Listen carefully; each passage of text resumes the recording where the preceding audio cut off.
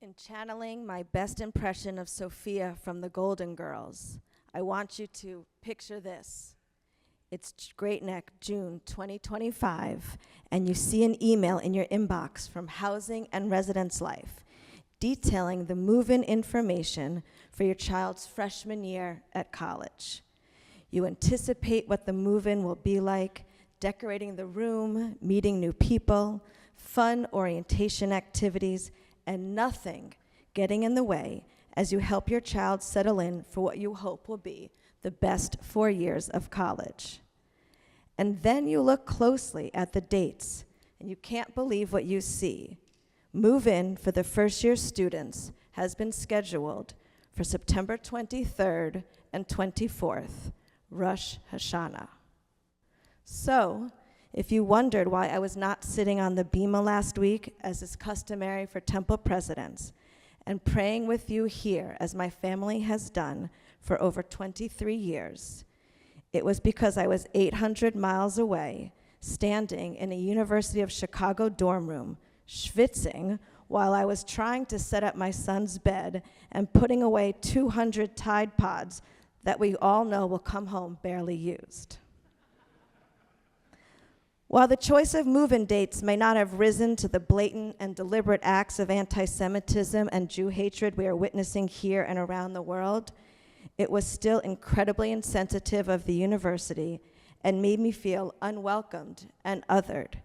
It reminded me that we are still required to make adjustments to fit into a world that seems unwilling or afraid to treat us equally, whether it's accommodating our sacred holidays into a schedule, or recognizing our right to exist without the need to defend who we are. In that moment, I learned something profound about what it means to belong. And I realized that my sense of belonging to our TBE community, whether I was seated here physically with you or standing there in Chicago, transcends our space in the most profound way. A simple email from Howard and Barbara Herman on the morning of Rosh Hashanah, wishing us a Shana Tova and good luck on our son Jacob's move-in, along with other messages we received, reminded me just how important this community is in our lives. Even from so far away, I felt deeply connected. It reinforced for me that even as we go through this transition here, it is who we are as a community that defines us, not the space we inhabit.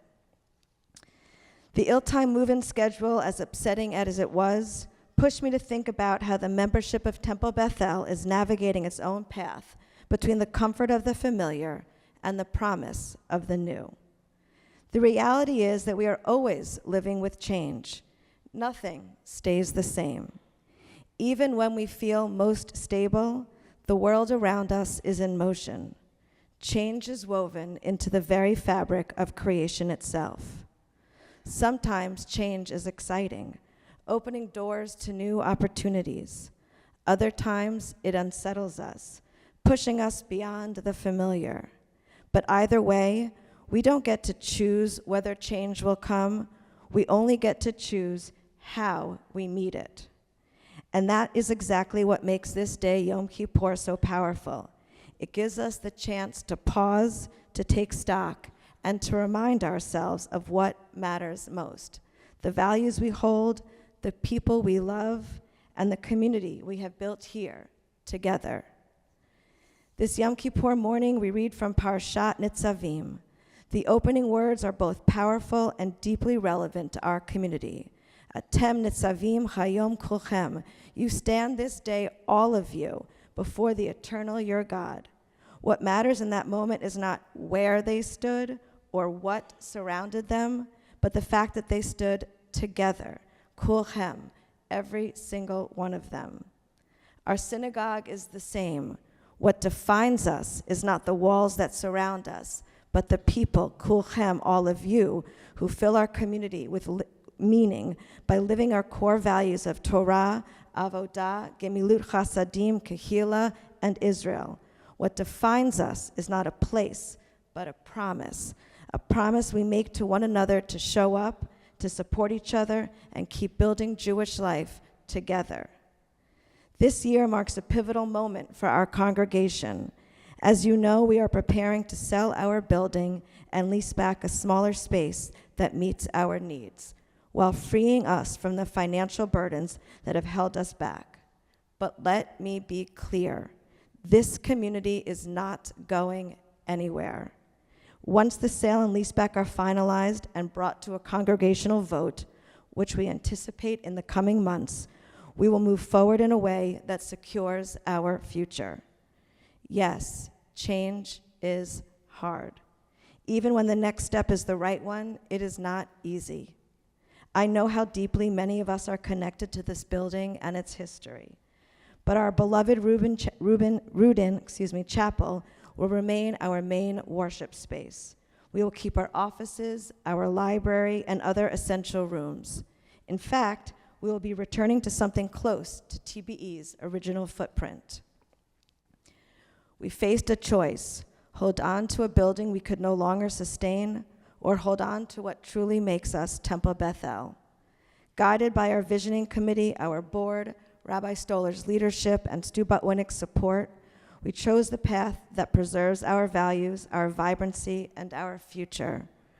Rather than waiting for circumstances to dictate our fate, we have taken intentional, forward-thinking steps to secure it. In Parshat Nitzavim, the words guide us to the essential truth. Our congregation is not defined by brick and mortar, but by the people who gather, by us. A synagogue has always been more than a building. The Hebrew word for synagogue, Beit Knesset, means house of gathering.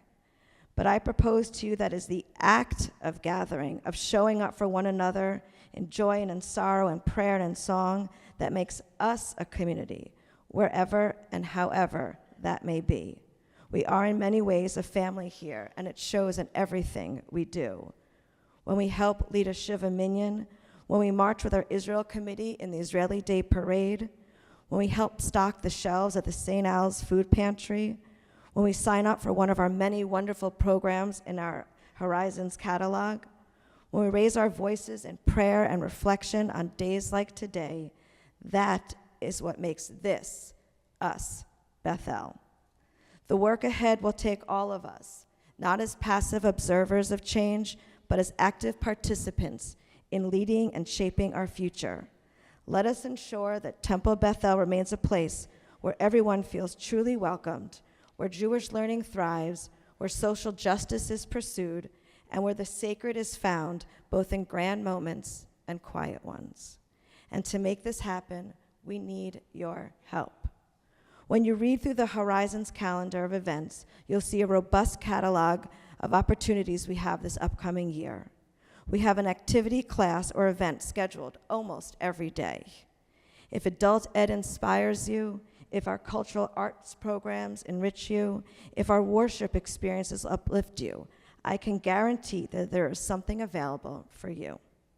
We are investing our money, our time, and our effort into the things that make the highest impact and include a range of interests for everyone.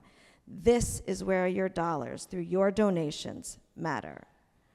As Rabbi Stoller shared with you on Rosh Hashanah, 100% of our membership dues go straight into the operations budget, yet that barely covers half of those costs. Our investment needs to be in us, here today at TBE. If you've given before, then I ask you to please give again. If you did not give last year, I ask you to please consider giving this year. And if you've never given, let this be the year you join us. Let's aim for 100% participation for the ELI campaign, which represents a significant portion of our overall annual gross revenue. Your investment is vital in securing the long-term well-being of our home. Before I close, I want to acknowledge the extraordinary volunteers who make our community possible. Our board members and the members of our executive, finance, and visioning committees all give countless hours to governance and planning and are some of the most hardworking, compassionate, engaged, supportive, selfless individuals. Their dedication allows Temple Beth-El to thrive. Our volunteers who bake for our own eggs, who visit the sick, who are our committee chairs, who work in our temple office, and more, you are the hands and the heart of this sacred work. On behalf of myself and the entire congregation, I am profoundly grateful to Rabbi Stoller, whose inspired leadership and powerful words have guided us not only during these days of awe, but throughout the entire year. Thank you for your wisdom, your guidance, and your unwavering commitment to our spiritual growth. Thank you for your meaningful sermons and teachings that challenge us to reflect and become better individuals. Rabbi Megan, who I think she's still with the young children, thank you, plays an integral role in our programming and in the Kahila Project, our innovative religious school program. I am thrilled to share that it is in its second year and it is thriving. Rabbi Megan is such a valued part of our temple, and we thank her. Stu Botwinick, the heartbeat of our synagogue many times, our executive director. I want to express my gratitude for the extraordinary work you do. Your dedication, leadership, work ethic, and attention to detail are unmatched. You consistently go above and beyond, always finding a way to make things happen. Thank you for your unwavering commitment to keeping our community strong and flourishing. I also want to thank my family. My husband, Stan, who sat through more edits and iterations of this speech than I'm sure he wanted to our 3 children, Aiden, Zachary, and Jacob, who by far are my greatest gifts and biggest accomplishment. I'm so grateful for the family that we have created together and for the way that we all show up for one another. And yes, there are more thank yous, but I'm going to save them for the announcements. As I enter the second year of my presidency, I remain honored to serve in this role and humbled to follow the footsteps of so many dedicated past presidents. I hope you have found me approachable and committed to keeping you connected and informed about all that is happening at TBE. After the high holidays, I will continue my Meet the President opportunities. Please look out for those details. In the meantime, I am always just a call, email, or text away. May this day of fasting lead to a year of fulfillment. May our willingness to change what needs changing strengthen what must remain. And may we continue to be, in every sense, Beth-El, a true house of God, whatever the configurations of our walls may be. We are Nitzavim Hayom Kulanu, standing together as one community, committed to a Jewish future that is vibrant and strong. Change is inevitable, but covenant endures. What matters, what will always matter, is us.